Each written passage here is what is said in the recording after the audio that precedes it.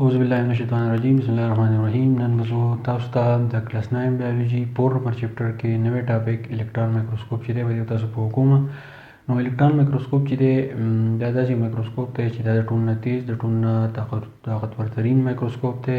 دا داسې مایکروسکوپ دی چې په دې باندې د ټولو نه وړوکي ذره چې ده هغه موږ لیدلی شو او موږ کیپچر کولی شو او د هغې پیکچر چې دی هغه موږ په ډېر غټ سایز باندې چې دی لیدلی شو. الکترون مایکروسکوپ څه ته وایي؟ ا بیم آف الکترون از یوز. دا یاد ساتئ لکه څنګه چې نورې مایکروسکوپ وي نو هغه په لایټ د وجې نه چې دی کار کوي. خو اوس الکترون مایکروسکوپ چې دی په دې کې الکترون چې دی هغه استعمالیږي. مطلب دا دی کله چې موږ په سلایډ باندې یو څیز والو نو یو ګن استعمالیږي. هغه ګن داسې چې هغه الکترون پرېږدي. په هغه سلایډ باندې چې دی موږ الکترون پرېږدو نو هغه الکترون چې دی د هغې په سلایډ باندې چې کوم پیکچر یې کوم سمپل چې دی موږ ایښي د هغې نه چاپېره شي او د هغې ایمیج چې دی هغه جوړوي نو الکترون چې دی د دې دپاره استعمالیږي. میګنیټک لینزز فوکسز د الکترون بیم آن سکرین.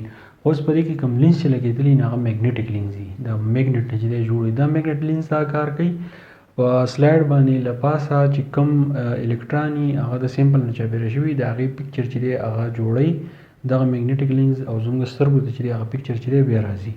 ریزولوینګ پاور از مچ ګریټر. خو د دې ریزولوینګ پاور چې دی مطلب کوم ریزولوشن پاور چې دی نو هغه په دې کې ډېر زیات دی د نورو مایکروسکوپ په نسبت.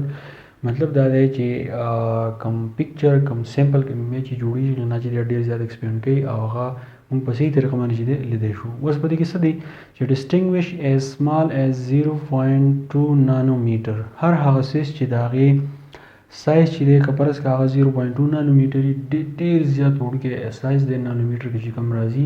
مطلب دا دی هر هغه څیز چې د هغې سایز چې دی 0.2 نانومیټر وي نو هغه څیز چې دی هغه موږ په دې مایکروسکوپ باندې چې دی لیدی شو. اوس 2 ټایپس آف الکترون مایکروسکوپ دا یاد ساتئ چې د الکترون مایکروسکوپ چې دی نو هغه د دې مین 2 قسمونه دي. هغه 2 قسمونه کوم دي؟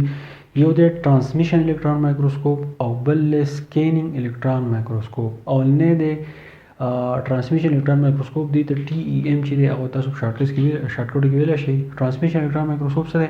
ویو انټرنل سیل سټرکچر. د سیل چې کوم دننه سټرکچر دی موږ وایو چې سیل خو موږ دننه ښکاري.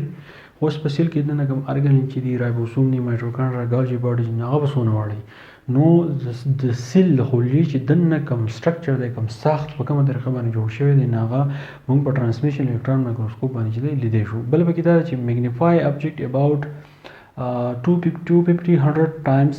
اوس پکې څه دی کله موږ یو څیز په سلایډ باندې کیو نو هغه موږ د څو ګونو غټوي 250,000 ګونونه چې دی هغه موږ د غټوي چې یو نقطه زموږ سره 2 نه ده او دا نقطه زموږ سره 250,000 ګونونه غټوي نو تاسو سوچ وکړئ چې الکترون مایکروسکوپ طاقت چې دی هغه څونه دی.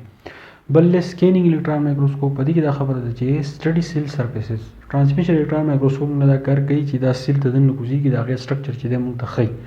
خو د سیل کوم له پاسه کوم سټرکچر چې دی کوم سرفیس چې دی نو هغه موږ ته څوک ښیي هغه موږ ته ښیي سکینینګ الکترون مایکروسکوپ. دا تاسو ایس ای ایم چې دی دا ورته موږ ویلی شي. بله پکې دا خبره ده چې کوټډ وین میټل.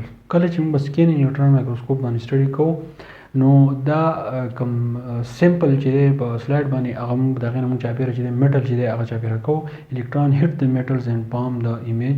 اوس دا الکترون دا چل وکړي کوم میټل چې دی هغه هیټ کړي د هغې نه چاپېره چې دی الکترون چې دی چاپېره شي او د هغې ایمیج چې دی هغه موږ ته جوړوي. نو الکترون مایکروسکوپ خصوصیت خلاصه دا ده کوم الکترون مایکروسکوپ چې دی دا په لایټ باندې کار نه کوي. د دې لپاره چې الکترون استعمالیږي الکترون داسې استعمالیږي چې سلایډ باندې له پاسه کوم سمپل چې د الکترون د هغې نه چاپېره شي د هغې سټرکچر چې دی هغه جوړ شي. هغه بیا موږ د 2 قسمونه دي. یو ټرانسمیشن الکترون مایکروسکوپ دی او بل سکینینګ الکترون مایکروسکوپ دی. ټرانسمیشن الکترون مایکروسکوپ دا کار کوي چې د خلیې دننه کوم سټرکچر چې په کومه طریقه باندې جوړ شوی دی ساخت په کومه طریقه جوړ شوی دی هغه موږ د ټرانسمیشن الکترون مایکروسکوپ چې دی هغه موږ ته ښیي. او سکینینګ الکترون مایکروسکوپ دا کار کوي چې د سیل بهرنۍ کومې خلیې چې سرفیس چې دی د خلیې کوم سرفیس چې دی بهر هغه موږ د سکینینګ الکترون مایکروسکوپ چې دی ښیي. زه امید کوم چې په دې ټاپک چې دی تاسو پوه شوي. که تاسو پوه شوي نو خپلو دوستانو سره ضرور شیر کړئ چې خامخا چې دی د دې ټاپک نه چاته فایده ورسي. تھینک یو ډېر مننه.